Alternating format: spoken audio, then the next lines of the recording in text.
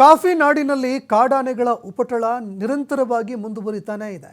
ಈ ಕಾಡಾನೆಗಳ ಉಪಟಳದಿಂದಾಗಿ ನಿರಂತರವಾಗಿ ರೈತರು ಹಾಗೂ ಜನರು ಕೂಡ ಸಮಸ್ಯೆಗಳನ್ನು ಎದುರಿಸ್ತಾ ಇದ್ದಾರೆ. ಕಾಡಾನೆಗಳ ಉಪಟಳ ಹೆಚ್ಚಳವಾಗ್ತಾ ಇದ್ರೂ ಕೂಡ ಅರಣ್ಯ ಇಲಾಖೆ ಕಣ್ಣು ಮುಚ್ಚಿ ಕುಳಿತಿದೆ. ಅಧಿಕಾರಿಗಳ ಗಮನಕ್ಕೆ ತಂದರು.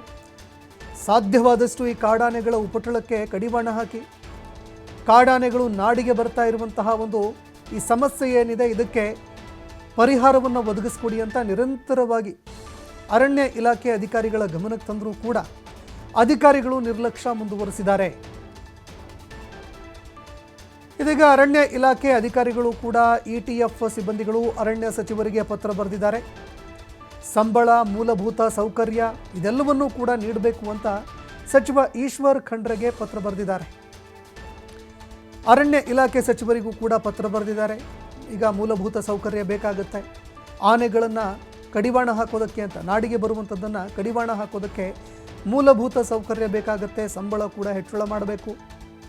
ಅದೇ ರೀತಿಯಾಗಿ ಕಾಡಾನೆಗಳನ್ನು ವಾಪಸ್ ಕಾಡಿಗೆ ಅಟ್ಟೋದಕ್ಕೆ ಅಂತ ಬೇಕಾಗಿರುವಂತಹ ಸೌಕರ್ಯಗಳು ಅದನ್ನು ಕೂಡ ತಾವು ಒದಗಿಸಿಕೊಡಬೇಕು ಅಂತ ಈಗ ಸಚಿವ ಈಶ್ವರ್ ಖಂಡ್ರೆಗೆ ಪತ್ರ ಬರೆದಿದ್ದಾರೆ.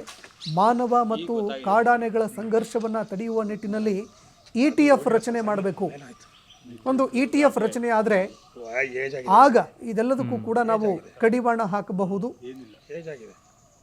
ಕಾಡಾನೆಗಳಿಂದ ಆಗ್ತಾ ಇರುವಂತಹ ಒಂದು ಸಮಸ್ಯೆಗಳಿಗೆ ನಾವು ಪರಿಹಾರವನ್ನು ಕಂಡುಕೊಳ್ಳಬಹುದು ಅಂತ ಅಧಿಕಾರಿಗಳು ಅರಣ್ಯ ಇಲಾಖೆ ಸಚಿವರ ಗಮನಕ್ಕೆ ತಂದಿದ್ದಾರೆ. 8 ಜಿಲ್ಲೆಗಳಲ್ಲಿ ETF ಪಡೆಗಳನ್ನು ಸರ್ಕಾರ ಈಗಾಗಲೇ ರಚನೆ ಮಾಡಿದೆ.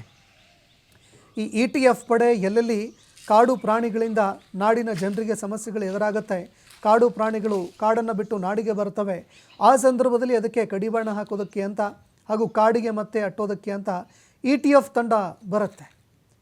ಇದನ್ನು ಪ್ರತಿಯೊಂದು ಜಿಲ್ಲೆ ಹಾಗೂ ಜಿಲ್ಲೆ ತಾಲೂಕುಗಳಲ್ಲೂ ಕೂಡ ಈಗ ವಿಸ್ತರಣೆ ಮಾಡಬೇಕು.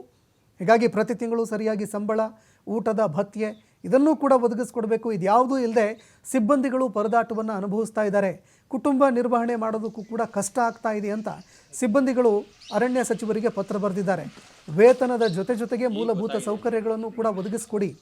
ಯಾಕಂದರೆ ನಾವು ಕಾಡಿನಲ್ಲೇ ಇರಬೇಕಾಗುತ್ತೆ, ಕಾಡು ಪ್ರಾಣಿಗಳ ಮೇಲೆ ನಿಗಾ ಇಡಬೇಕಾಗುತ್ತೆ. ಹೀಗಾಗಿ ನಮಗೆ ಮೂಲಭೂತ ಸೌಕರ್ಯವನ್ನು ನಾವು ಎಲ್ಲೂ ಉಳಿತೀವಿ ಅಲ್ಲಿ ನಮಗೆ ಮೂಲಭೂತ ಸೌಕರ್ಯಗಳ ಕೊರತೆ ಇದೆ, ಅದನ್ನು ದಯವಿಟ್ಟು ಒದಗಿಸಿ ಕೊಡಿ ಅಂತ ಅರಣ್ಯ ಸಚಿವರ ಗಮನಕ್ಕೆ ತಂದಿದ್ದಾರೆ. ಅರಣ್ಯ ಸಚಿವರಿಗೆ ಮನವಿ ಮಾಡಿಕೊಂಡಿದ್ದಾರೆ. ಇನ್ನು ಅದೇ ರೀತಿಯಾಗಿ ಸಂಬಳದ ಕೊರತೆ ಕೂಡ ಕಾಡ್ತಾ ಇದೆ, ಮೂಲಭೂತ ಸೌಕರ್ಯಗಳ ಕೊರತೆ ಇದೆ, ಇದೆಲ್ಲವನ್ನು ಒದಗಿಸಿ ಕೊಡಿ ಅಂತ ಅರಣ್ಯ ಸಚಿವರ ಗಮನಕ್ಕೆ ತಂದಿದ್ದಾರೆ.